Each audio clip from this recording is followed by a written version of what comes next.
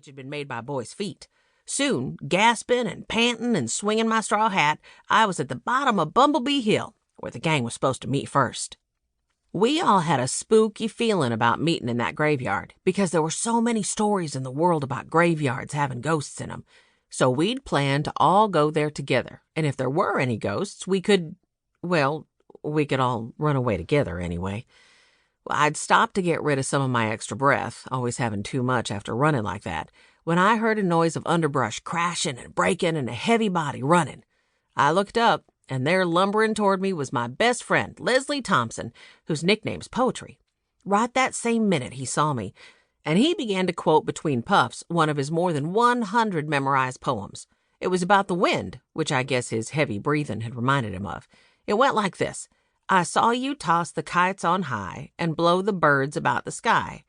And all around I heard you pass like ladies' skirts across the grass. O wind, a-blowin' all day long. O wind, that sings so loud a song. That was one of my favorite poems.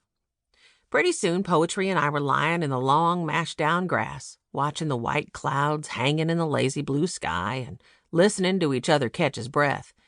He started quoting the second verse, getting about halfway through when he was very suddenly interrupted by somebody spraying water in his face with a squirt gun.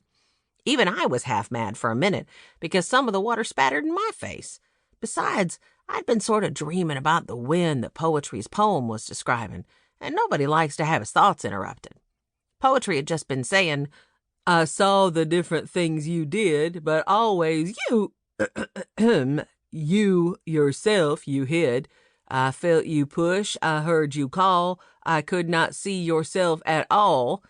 And then he started to gasp and sputter and get red in the face and roll over and sit up and say something. And from the bushes behind us there came a squawky voice imitating Poetry's. It said, The rain is raining all around. It rains on field and tree. It rains on umbrellas here and on the ships at sea.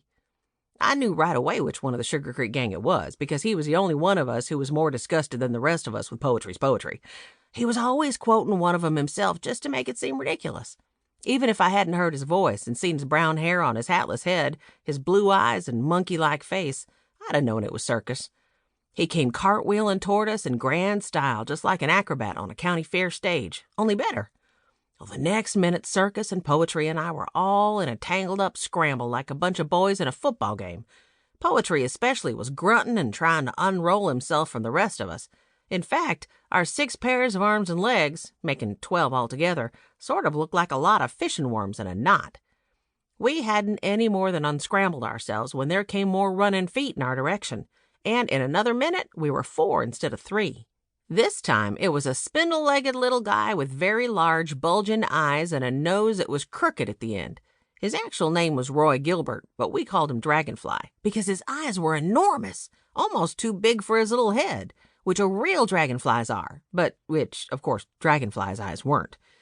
That little chattering, pop-eyed member of our gang was always seeing things before the rest of us were, and sometimes he saw things that really weren't there at all.